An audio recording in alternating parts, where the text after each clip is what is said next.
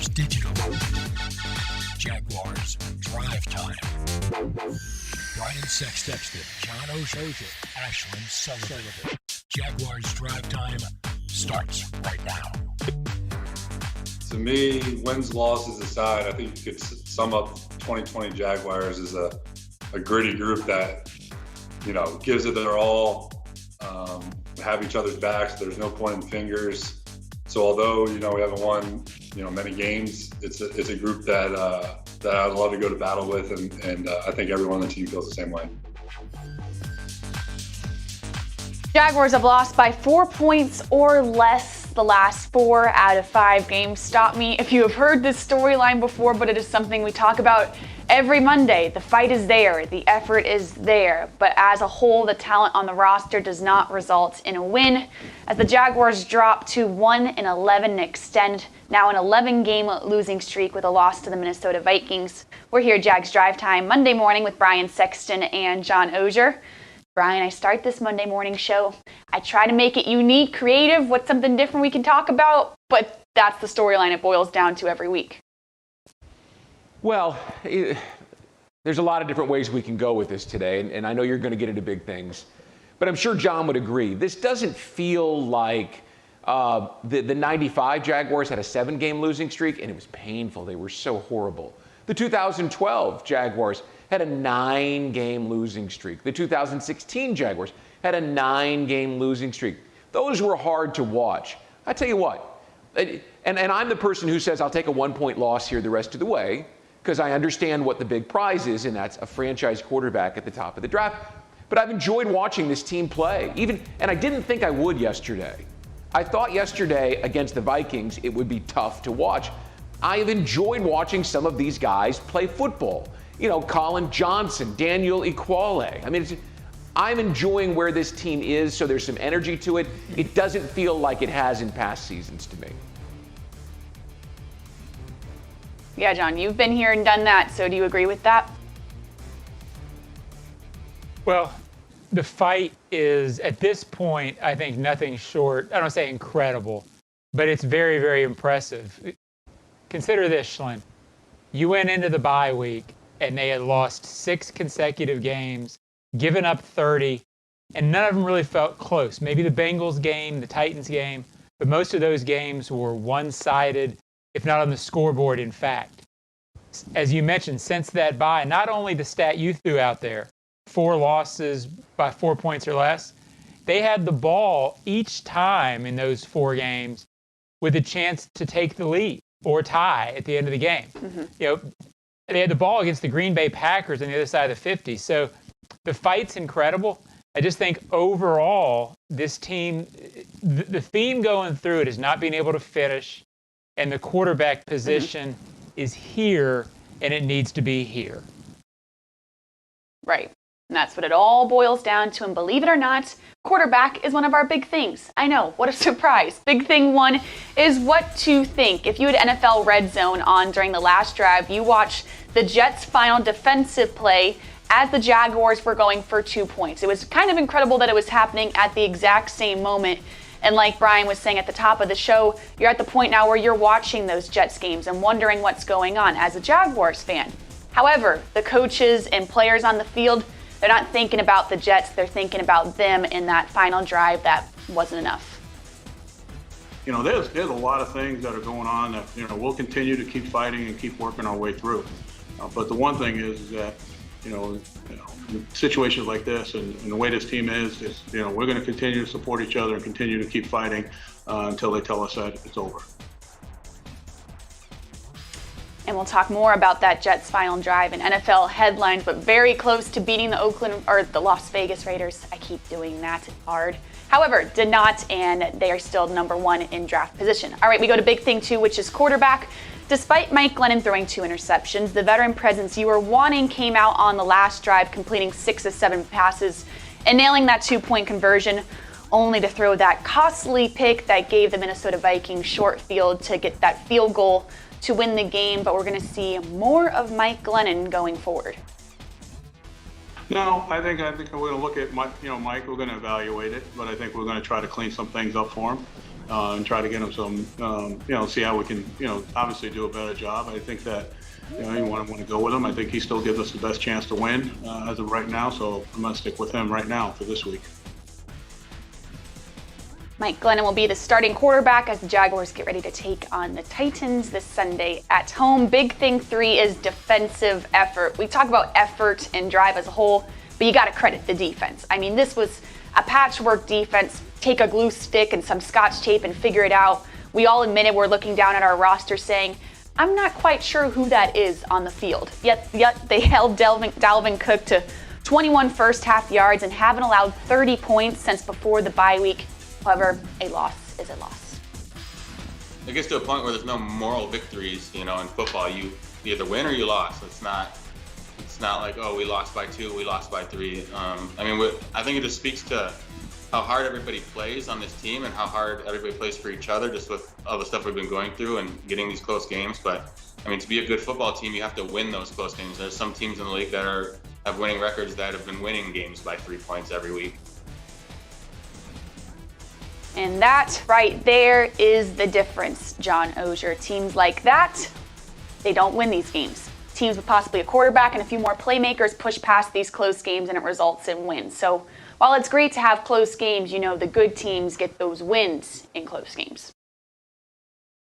Well, it's really the bottom line, and I hate to be a broken record. We've talked about it so often, but top 10 quarterback makes difference in 4-point games. Most games are won or lost in the last 2 or 3 minutes. The Jaguars have shown that.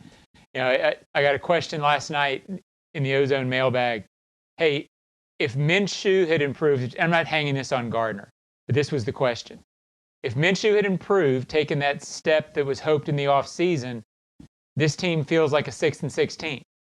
And my answer was, yeah, pretty much. And that's not a Gardner fault. That speaks to the quarterback position on this team.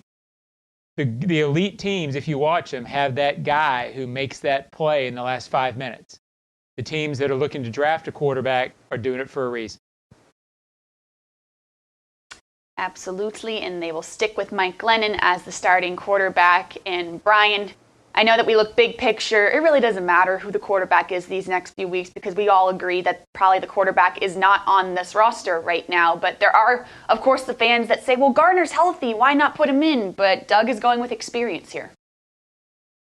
I used to have this discussion with Tim Tebow fans, and that group is probably larger than the Minshew fans, but the Minshew fans are no less equal in their devotion to their player. And they used to say, well, he never got a chance. He never got a chance. Tebow never got a chance. And I always counter with, yes, he did, because the Jets, the Broncos, the Patriots, the Titans, wherever he was, saw him on the practice field every single day, okay? They know it's not just the 60 minutes of game film that these clubs have to watch. It's the meeting rooms, it's the practice field, it's everything. And so Tim Tebow got a chance, and he could never win a job lasting in the NFL because teams couldn't see where he fit, okay? So that's the Tim Tebow era. It's the same thing with Gardner Minshew. They've decided, hey, this is clear. I don't care whether you like this news or not, but it's the news. He's not the guy, and they decided that. If there was any thought that Gardner Minshew could be this team's quarterback, he would be playing right now at 100%. They've decided that he's not. So let's remove the phrase, the Jaguars' next quarterback is probably not on the roster.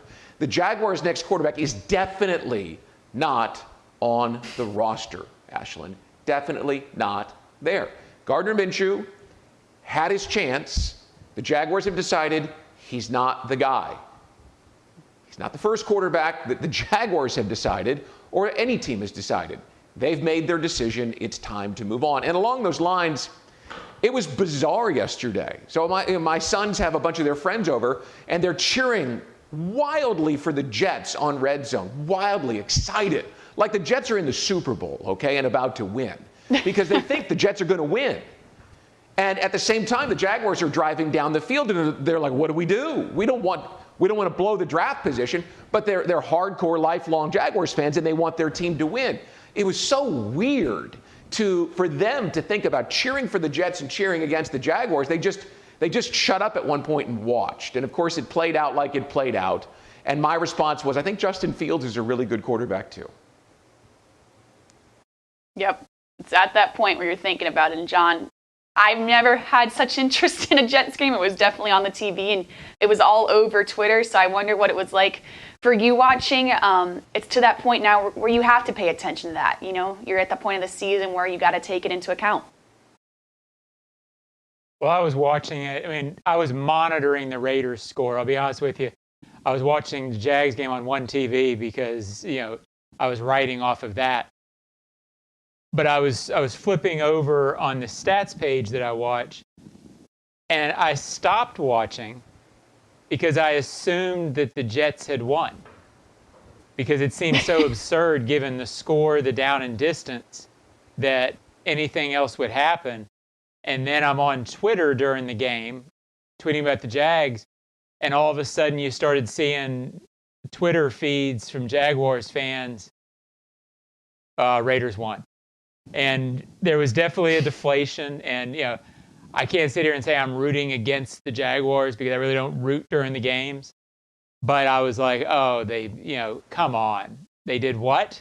They did what? So, yeah, there's that emotion. And I think you're not human unless you feel it. One quick thing on the quarterback before we move on, and I get that we got to move on. Mm-hmm. The end of the game, Glennon's interception, I think speaks to the Jaguars quarterback situation and the difference between the two. I'm not sure Minshew throws the pass that Glennon throws the interception on. But I'm not sure either is good, meaning the interception was bad, but Minshew really doesn't make that throw a whole lot, and that's what he doesn't do. So Glennon's willingness to make the throw, I'm theorizing here, but maybe that is what the Jaguars see in him that gives them that little bit more of a chance, as opposed to Minshew, who frankly in the first 6 or 7 games showed a tendency to check down in that situation. It was a deep throw in the middle of the field. Right. Bottom line, I guess, interception or not throwing it, neither of them works for a win. Yes, definitely weighing pros and cons there, but what you have to do when you're not sure of who the quarterback will be going weeks forward. All right, so those are our big things. When we come back, some highlights from yesterday's loss to the Vikings coming up on Jags Drive Time.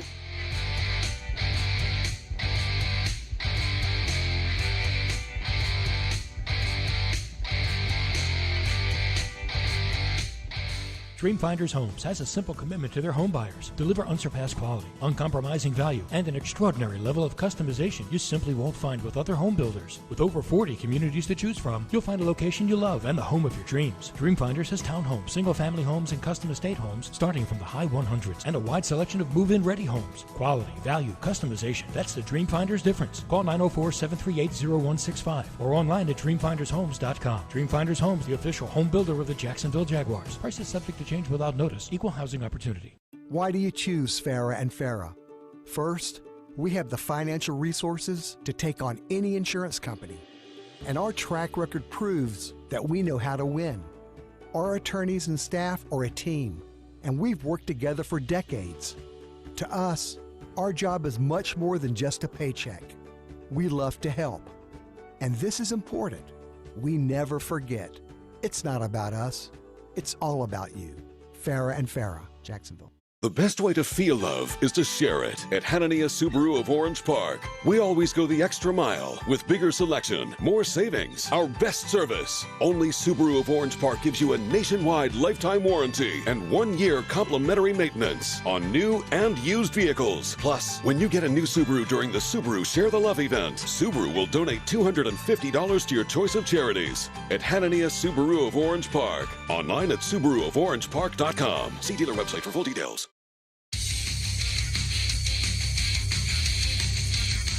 Jags Drive Time is presented in part by TIAA Bank, created to serve, built to perform. By Publix, where shopping is a pleasure. And Baptist Health, changing healthcare for good. Fair and Fair reminds you to continue to wear a mask, help prevent the spread of COVID-19. Fair and Fair, protecting you and your family since 1979. Back on Jags Drive Time, Monday morning means highlights from yesterday's game against the Minnesota Vikings, and we start with the first drive of the game. We can call this a gift from the football gods. What a way to start the game in unlikely fashion. Three wideouts here on second down with Cole, the motion man, and more play action.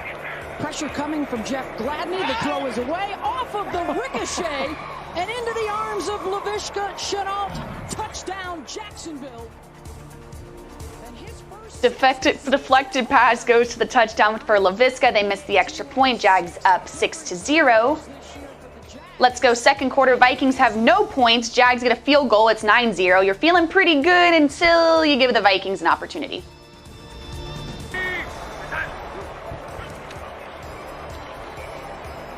The throw underneath, and it's ripped away by Cameron Dantzler. And an interception for Minnesota.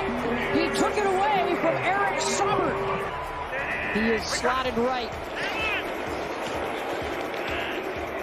Back of the end zone, Thielen. A circuitous route for the touchdown. And there you have it. Vikings take advantage of that opportunity. Let's come out of halftime and immediately get a pick six. Now it's 16-6 Jaguars. We're asking, where are those offensive weapons we were talking about all week for the Vikings? A guy like Justin Jefferson, where has he been all day? Secondary playing well until this happens. 2nd and 9. But not just because of that race. Looking deep for Jefferson, who hauls it in at the 15. Working on the rookie Barku, and they finally take the deep shot. Play action, a nice block by Cook Ham on the receiving end. The cutback and into the end zone. All right, so after this play, it's all Vikings. They all go on to get a touchdown, a safety, and a field goal, partly due to some turnovers to the Jaguars. Jaguars respond, though, with their best drive of the game. They're on the opposite track of the Vikings right now. Glennon inside the 5. Probably going to follow that fullback. Robinson tries to burrow his way in, and he does. Touchdown, Jacksonville, with 1:08 to play. All right, here we go. Overtime. Glennon, never mind. Into the end zone, got it. Now we go to overtime. After the 2-point conversion, you know what overtime means. No mistakes. Do not shoot yourself in the foot. Can't overcome this one. Vikings drop back into coverage. Glennon intercepted. Harrison Smith is 4th pick of the season, and he gets the Vikings the ball back in Jacksonville territory. 23-yarder for the win. And it is good. The Minnesota Vikings win it in overtime on the boot of Dan Bailey. And there you have it. Losing streak extends to 11 games, and Minnesota Vikings, following them on Twitter, they definitely seemed like they weren't happy in the post-game locker room, and Mike Zimmer definitely was not happy in his press conference, and rightfully so, because Brian, the Vikings didn't play well. And then we would talk about all week the Jaguars. You have to win the turnover margin. Your margin for error is so slim, and with 4 turnovers, you can't beat a team like the Vikings giving them opportunities like that, even though they didn't play that well. Well, as I mentioned earlier, I've enjoyed watching this Jaguars team play. And at one point yesterday with Doug Costin and Greg Mabin and Aaron Lynch and Joe Giles Harris, I mean, you can name them now. I mean, they're becoming household names in Jacksonville. They're out there playing with one of the most potent offenses of the last 6 weeks in the NFL. And they're playing well. Now, I get it. I mean, for whatever reason, the Vikings came out flat. And that's unbelievable to me because the playoff race is so tight, and they're in the middle of it after starting 1-5. I've been around teams that have started slow and gotten into the playoff race. Those teams are generally energized by where they're at and see every game as a playoff game. So there's a fine line somewhere between how the Vikings came out and how the Jaguars came out. Hey, a lot of credit to the Jaguars. They were severely undermanned, and they came out and played really hard. If I'm Mike Zimmer this morning, I'm comforted by the fact that I still have a lot of talent. And the Jefferson kid from LSU, wow. I mean, He looks like he's just rising. But I'm discomforted by the fact that I can't seem to get the best out of them, especially when there's so much on the line against a team that's playing for nothing. To me, if I'm Mike Zimmer, I'm scratching my head saying, what have I got to do different? What is Doug Marrone doing with his undermanned team that I'm not doing with my talented team? Right. That's the biggest thing that stands out. And John, those highlights, the cornerback position, the secondary as a whole, yes, Justin Jefferson, we just talked about the talent, and Adam Thielen obviously are one of the best in the league, but where do you go from here with this secondary right now? Because we're not sure if CJ Henderson's coming back, and you're kind of plugging and playing at this point. Well, you got some young guys doing the best they can. I would argue that the Jaguars yesterday played, the Vikings came out flat, I guess, but because of the way the broadcast is now, you can sort of hear reactions from players where you didn't used to. Every time the Jaguars made a play in the first half, you heard a lot of hooping, a lot of hollering. This is a young team that's having fun playing, and that can sort of resonate and carry over. So I guess I'm not that surprised. Once the Jaguars got some momentum yesterday early, I'm not surprised that it carried over. As far as the secondary, right now it is what it is. You've got guys that they didn't envision playing. They had 7 pass breakups, I think, yesterday, the Jaguars did. But at some point, talent wore down certain matchups, and Justin Jefferson made his plays. It got the Vikings enough points to go win. And then at the end of the game in overtime, it was clearly just a matter of a gutty team, meaning the Jaguars, finally wore out against a big beast, which is Dalvin Cook. Yeah, and yes. Ashley, let me jump in here real quick and just make a point on top of what John is saying. So you have Luke Barku and Josiah Scott and Trey Herndon, undistinguished in terms of draft position and free agent money. And they eventually, Justin Jefferson, makes a couple of big catches. Adam Thielen does what he does and gets himself open and makes a catch for his quarterback. If you read the New York newspapers, same thing. They're talking about Lamar Jackson, an undrafted rookie corner from Nebraska, who played well yesterday until the final play. Until Greg Williams went with that all-out blitz, and then Henry Ruggs ran right by him. So John's point about talent, we didn't just see it yesterday in Minnesota. We saw it in New York. At some point, the talent rises to the occasion and makes the play. And that's where it came through. But now, if you don't turn the ball over 4 times, maybe you don't give that talent a chance to make that play. And that's certainly an argument. But especially at corner, where you're talking about lining up with undrafted guys or guys that are supposed to be playing inside in the slot and they're outside making plays. I mean, they played as well as they could. They did as much as they can. Right. And a guy like Justin Jefferson, it's going to wear down, and that is the moral of the story, along with those turnovers. We say every week, got to win the turnover battle, can't shoot yourself in the foot, and that definitely did not help the cause yesterday. When we come back, some Bernie Woodfire Grill hot takes on Jags Drive Time.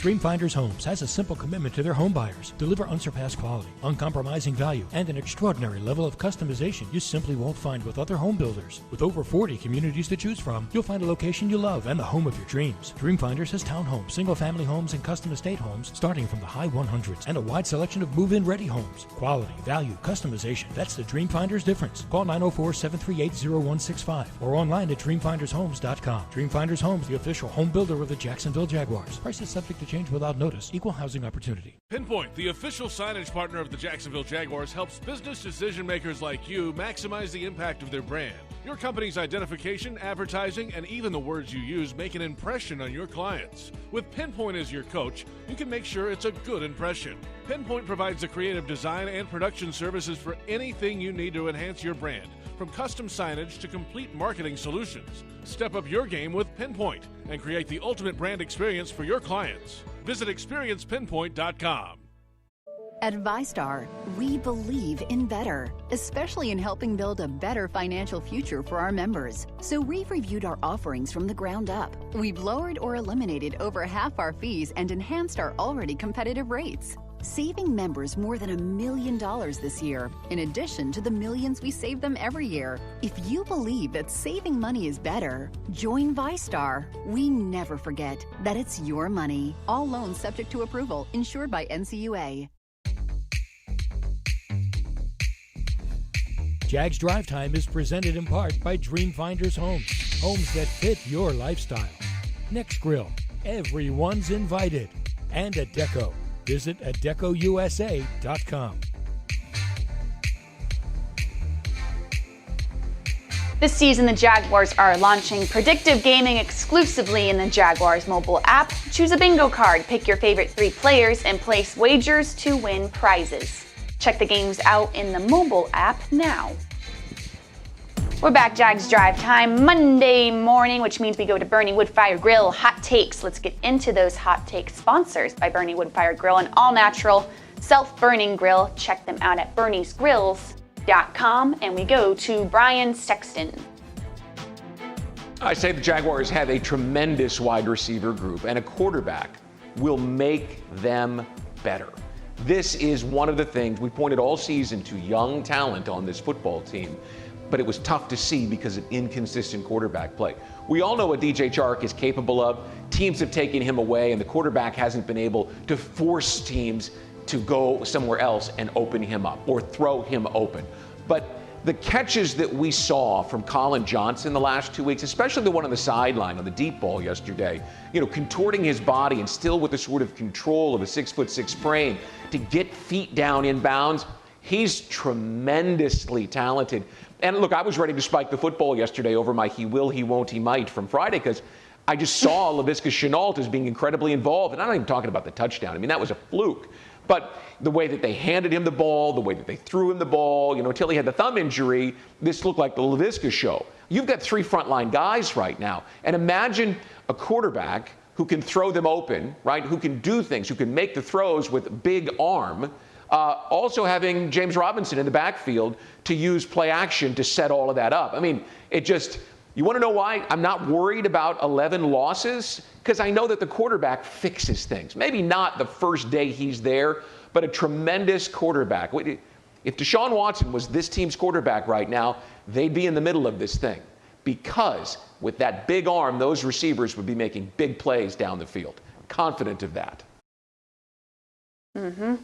Not agree more. We'll elevate their game. All right, John. That O-line that everyone loves to hate is doing okay. Well, the whole hot take was actually the offense is playing really well, except when it isn't.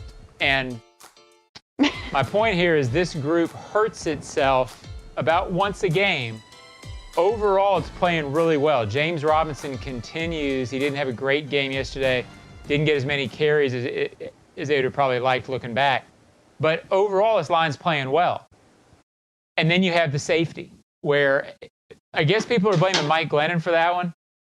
Boy, I'm not a coach, but it seemed to me that rush was on him way too fast. I'm not sure what more he could have done. Once a game, they get leaky at the wrong time. And at some point, that's got to get shored up because there's been too many cases. The game a couple weeks ago, 2 back-to-back sacks. I think it was Green Bay. That's what's sort of killing them right now. They got to work that out or they'll never get the credit. Everybody needs credit in this life, but they won't get the credit that they deserve until they stop with those 1 or 2 plays that just kill them. But the safety, I thought, was, critical play for a group that overall played a lot better than that play showed.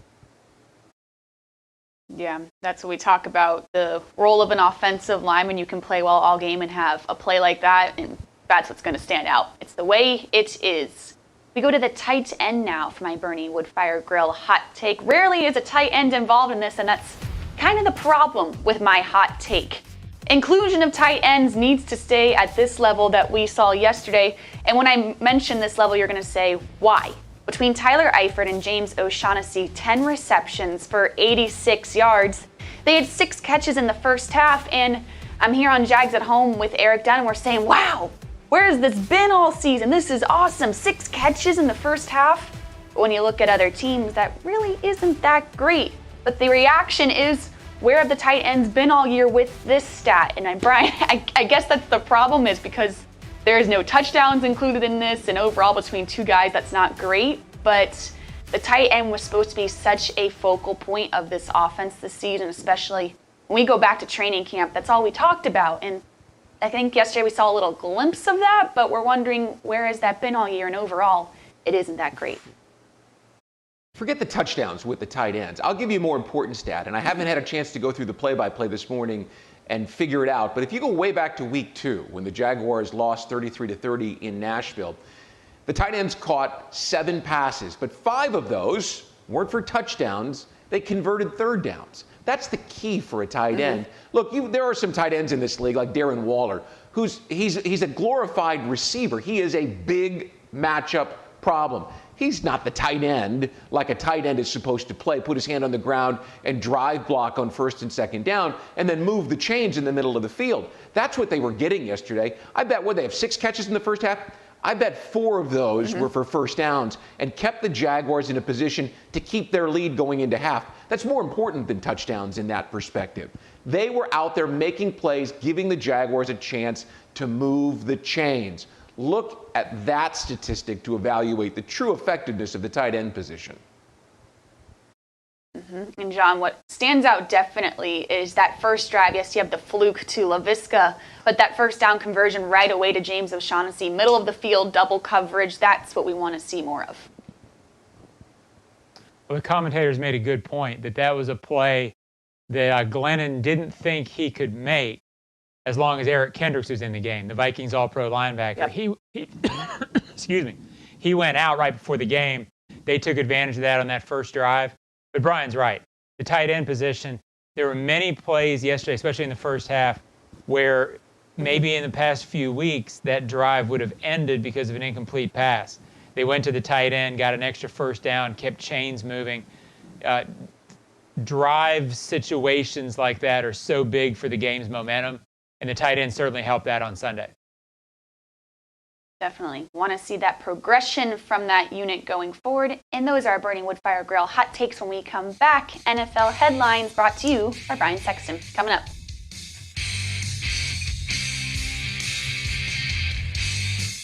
Dreamfinders Homes has a simple commitment to their home buyers. Deliver unsurpassed quality, uncompromising value, and an extraordinary level of customization you simply won't find with other home builders. With over 40 communities to choose from, you'll find a location you love and the home of your dreams. Dreamfinders has townhomes, single-family homes, and custom estate homes starting from the high 100s and a wide selection of move-in ready homes. Quality, value, customization. That's the Dreamfinders difference. Call 904-738-0165 or online at dreamfindershomes.com. Dreamfinders Homes, the official home builder of the Jacksonville Jaguars. Prices subject to change without notice. Equal housing opportunity. Hey Jacksonville, this is Joe Adib from Bono's. I just want to let you know that we have now reopened all of our dining rooms. We appreciate all the love that you have showed us during this crisis. For over 71 years, we have been here for you through good times and bad. Our award-winning barbecue and our unbelievable staff look forward to seeing you soon. Be safe. The best thing about working at Fair and Farah is all of the employees. We all work together. It's extremely enjoyable to come to work every day. There's a common cause or goal. No matter what your job is, we're all there for the client. We are dedicated to our clients 100%. We do everything it takes to maximize the value of their claims. Fair and Fair is really the Farah family. When they choose us, they choose a family to fight for them and to protect them and to make sure that they're in a good place and that they have somebody on their side. Farah and Farah, here for you, here for good. Jacksonville.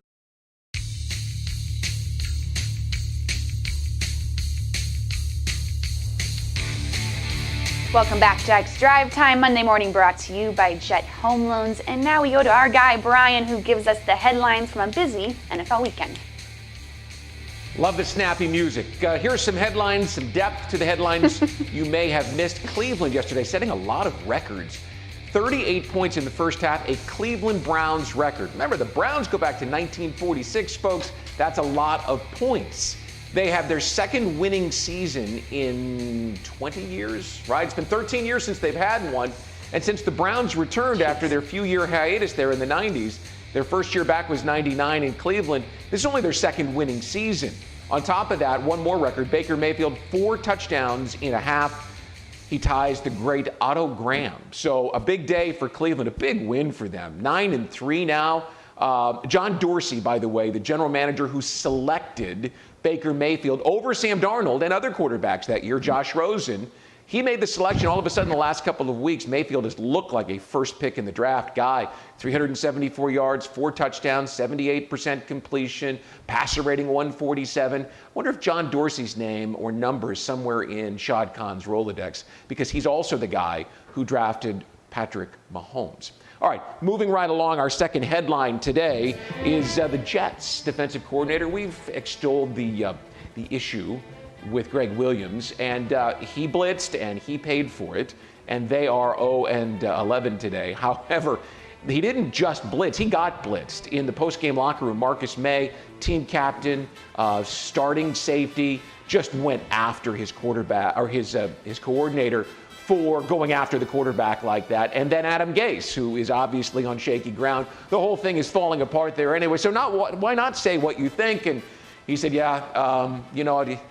you see games like this with the endings like that, you just hope you're never part of it. So Greg Williams blitzed. And finally, we'll wrap up with this one, and it's hurting in Philadelphia. So the Eagles surprised a lot of people when they drafted Jalen Hurts out of Oklahoma via Alabama with the 53rd pick last year.